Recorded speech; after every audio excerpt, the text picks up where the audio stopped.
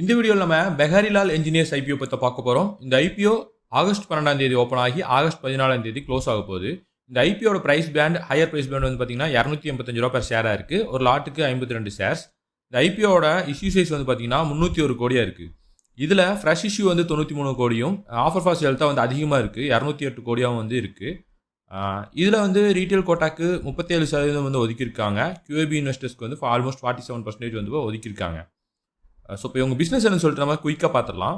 So இவங்க வந்து பார்த்தீங்கன்னா ஒரு ஸ்டீல், மைனிங், பவர், சுகர் செக்டர்ஸில் இருக்கக்கூடிய இண்டஸ்ட்ரீஸ்க்கு வந்து பார்த்தீங்கன்னா தேவையான customised heavy steel components, metal Rolle's, casting, alloy steel products வந்து தயாரிக்கும் ஒரு என்ஜினியரிங் கம்பெனி தான் வந்து இவங்க. ஸோ இதுதான் வந்து இவங்களோட பிஸ்னஸ். இதில் வந்து பார்த்தீங்கன்னா இவங்களுக்கு 2 மேனுஃபேக்சரிங் யூனிட் வந்து இருக்குது பஞ்சாபில்.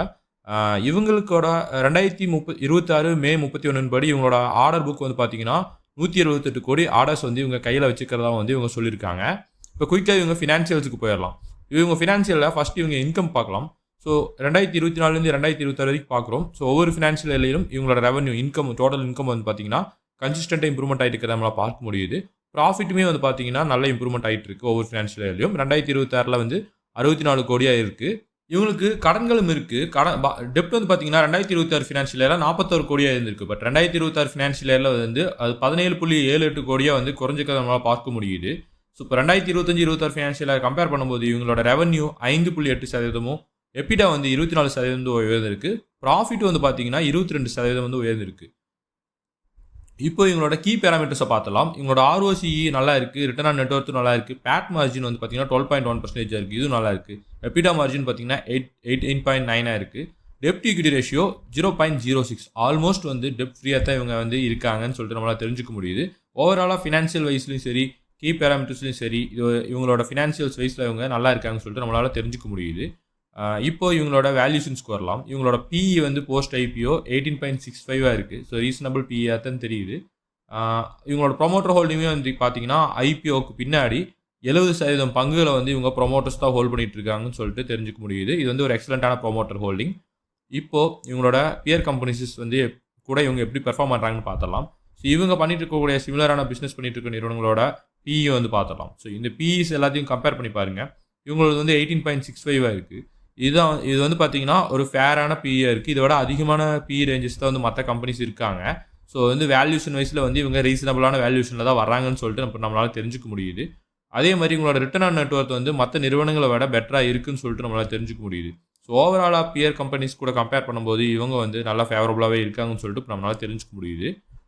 இப்போது இது வந்து பார்த்தீங்கன்னா இது சப்ஸ்கிரிப்ஷன் டேட்டா. இது வந்து டே 1ஓடது ஸ்டார்ட் ஆன அதாவது 2.5 மணி நேரத்திலான டேட்டா இது. ஸோ இதில் நல்லா நம்மளால் தெரிஞ்சுக்க முடியும் எந்தளவுக்கு வரவேற்பு இருக்குன்ட்டு. ஸ்டார்ட் ஆன ஃபியூ ஹவர்ஸ்லேயே வந்து பார்த்தீங்கன்னா ரீட்டைல் கோட்டா ஃபுல்லி சப்ஸ்கிரிப்ஷன் தாண்டி போயிட்டு இருக்கிறத அப்புறம் நம்மளால் பார்க்க முடியுது. 1.27 டைம்ஸ்க்கு மேலே வந்துட்டு சப்ஸ்கிரிப்ஷன் ஆயிடுச்சு ஃபியூ ஹவர்ஸ்லேயே தான். இது வந்து டே 1 டேட்டா கிடையாது, ஃபஸ்ட்டு ஃபியூ ஹவர்ஸோட டேட்டா தான். இதிலே வந்து பார்த்தீங்கன்னா கிட்டத்தட்ட ஓவராலாக 0.93 டைம்ஸ்க்கு வந்து சப்ஸ்கிரிப்ஷன் ஆகிருக்கு. ஸோ ஃபுல்லி சப்ஸ்கிரிப்ஷன் நோக்கி ஆல்ரெடி ஃபியூ ஹவர்ஸ்லேயே போயிடுச்சு.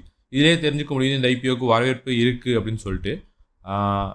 இப்போ வந்து லேட்டஸ்ட் GMP பார்த்துடலாம். ஸோ இவங்களோட லேட்டஸ்ட் கிரே மார்க்கெட் ப்ரீமியம் வந்து பார்த்தீங்கன்னா 23.5% வந்து ட்ரேட் ஆகிட்டு இருக்கு. இதே மாதிரி சப்ஸ்கிரிப்ஷன் நல்லா கண்டினியூ ஆச்சுன்னா இதே GMP வந்து ட்ரேடாக இருக்கான வாய்ப்புகள் அதிகமாகவே இருக்குது. இப்போ நம்ம ஓவராலாக வந்து நம்ம பார்த்துட்டோம். இவங்க ஃபினான்ஷியல் வைஸ்லேயும் வந்து நல்லா இருக்காங்க. கீ பேராமீட்டர்ஸும் வந்து ஸ்ட்ராங்காக இருக்குது. ப்ராஃபிட்டபிலிட்டி, டெப்ட் வந்து பார்த்தீங்கன்னா நல்லா இருக்குது. எக்ஸலண்ட்டான டெப்ட் பொசிஷனில் தான் இருக்காங்க.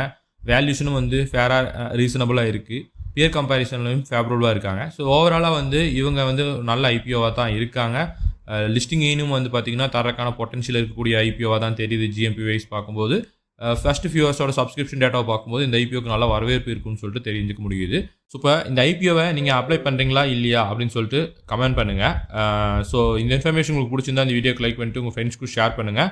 ஸோ யூஸ்வலாக வந்து எப்போ போல் நான் கம்பேரிசன் வீடியோ வந்து போடுறேன். அதுக்கு மறக்காமல் நம்ம சேனலை வந்து சப்ஸ்கிரைப் பண்ணி வச்சுக்கோங்க. அப்கமிங் டேஸில் தொடர்ந்து இந்த IPOஸை ட்ராக் பண்ணலாம். நன்றி.